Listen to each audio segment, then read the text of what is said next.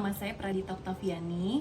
Saya Dias Dwi Saura dari kelompok 1 Soft Skill. Saya Putu Fitriana Nugrahani dari kelompok 1. Halo semua, perkenalkan aku Ana dari kelompok 1. Perkenalkan, saya Maya Rizka, saya kelompok 1 Soft Skill. Terima kasih. Soft skill adalah kumpulan kemampuan non-teknis yang meliputi kemampuan komunikasi, kepemimpinan, kerjasama tim, kreativitas, problem solving, dan lain sebagainya.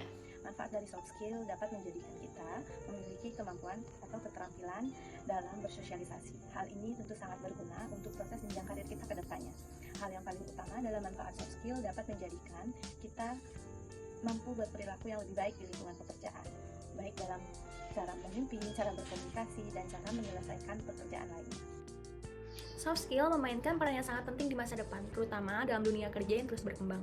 Di masa depan, soft skill yang perlu dikuasai termasuk kemampuan penalaran, pengembangan ide, komunikasi yang efektif, kemampuan bekerja sama, adaptabilitas, problem solving, kepemimpinan, dan social intelligence. Soft skill ini akan mendukung individu dalam beradaptasi dengan perubahan yang cepat. Selain itu, soft skill juga berperan penting dalam kesuksesan bisnis di masa depan. Investasi dalam pelatihan soft skill karyawan dapat meningkatkan retensi karyawan, mempersiapkan tenaga kerja masa depan, dan memberikan nilai unik manusia di tengah otomatisasi teknologi. Dengan demikian, soft skill akan menjadi kunci dalam menghadapi perubahan yang cepat dan kompleks di masa depan, baik dalam karir maupun dalam mempersiapkan diri untuk tantangan di dunia kerja yang terus berkembang. Emotional intelligence atau kecerdasan emosional adalah kemampuan seseorang untuk dapat memahami, menggunakan, dan mengelola emosional terhadap diri sendiri maupun kepada orang lain. Emotional intelligence terbagi menjadi 5 konsep. Yang pertama ada emotional self-awareness, emotional regulation, motivation, empathy, dan social skill. Manfaat belajar emotional intelligence, kita dapat menjalin hubungan yang lebih baik lagi kepada orang lain. Kita dapat mengelola stres secara lebih efektif, dan kita dapat hidup lebih bahagia dan mendapatkan kesehatan secara mental. Dengan mengembangkan emotional intelligence, Anda akan mendapatkan hidup yang bahagia, sehat, dan juga sukses di kemudian hari nanti. Empati adalah kemampuan memahami kondisi ataupun perasaan orang lain, di mana orang dapat memahami ataupun merasakan pikiran, perasaan, dan keadaan sama dengan orang lain. Empati sendiri terbagi menjadi 5 aspek. Yang pertama adalah memahami orang lain, yang kedua mengembangkan orang lain, yang ketiga orientasi layanan, dan yang keempat keberagaman pemanfaatan, dan yang terakhir adalah kesadaran politik. Hai gadis. Dit, Kamu kenapa? Diam aja. iya nih lagi sedih. Mertua aku masuk rumah sakit kena serangan jantung kemarin. Ya ampun. Sedih aku. Udah, kamu yang sabar ya. Aku tahu rasanya pasti kamu khawatir, kamu sedih, kamu gusar. Sekarang kamu doain aja, mudah-mudahan mertua kamu cepat sembuh ya, dan cepat keluar dari rumah sakit ya gadis. Amin. Yang sabar ya. Sabar. Makasih ya, Dit. Iya, sama-sama. Yes. Kamu udah berapa lama sih jadi manajer? Aku jadi manajer sih di sini kurang lebih 2 tahunan ini. Kenapa? Jadi gini, kemarin tuh aku baru ditawarin itu sama untuk aku jadi manajer.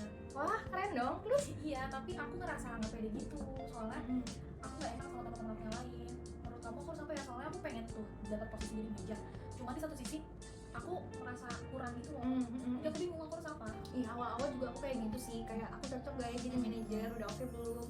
Nah, aku sih kalau misalnya mulai pendekatan dulu ke teman-teman aku, terus aku juga ningkatin diri aku kayak cara ngomongnya, public speakingnya kayak gitu. Terus pastinya aku ningkatin kolaborasi sih sama teman-teman juga biar kedepannya juga sama-sama enak gitu. Pastinya kan kita juga nanti bakal jadi mentoring mereka gitu. Kita harus dekat juga gitu sih saran dari aku. Coba ya. Oke, ntar aku bakal coba. Makasih banget pokoknya nanti coba semoga aku bisa. Iya, semangat ya.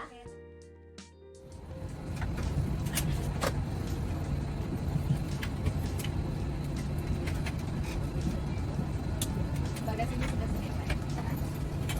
Bapak bagasi sudah sini ya? Dalam kesempatan ini, saya akan menampilkan video yang bertema Leveraging Diversity atau kegiatan memanfaatkan keberagaman.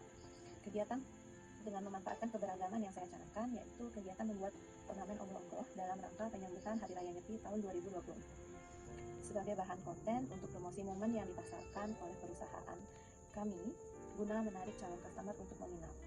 Kegiatan ini kami laksanakan bersama seluruh staf turut serta berkontribusi dengan cara dijadwalkan bergiliran. Hal ini kami lakukan untuk kelancaran operasional usaha. Memanfaatkan keberagaman dapat kita lihat dari terlibatnya seluruh staf. Tidak memandang kemampuan mereka dari masing-masing individu, dengan cara lebih menekankan pemberdayaan dari masing-masing individu terkait dengan tujuan kegiatan ialah mempersiapkan dekorasi hari raya Nyepi. Masing-masing individu turut andil dalam kegiatan tersebut sesuai dengan minat dan bakat mereka. Yang kedua, kegiatan beauty class yang saya laksanakan tentunya untuk menunjang penampilan dan grooming daripada karyawan perempuan. Memanfaatkan keberagaman dari beauty class ini yaitu dengan cara melibatkan seluruh staf perempuan dan memberikan mereka ruang dan waktu untuk mengapresiasikan diri mereka bahwa untuk berpenampilan menarik tidak hanya untuk karyawan back office saja, melainkan karyawan cleaning service, room attendant, juru masak, dan juga spa terapis wajib untuk berpenampilan menarik dan berpenampilan yang bersih. Sekian.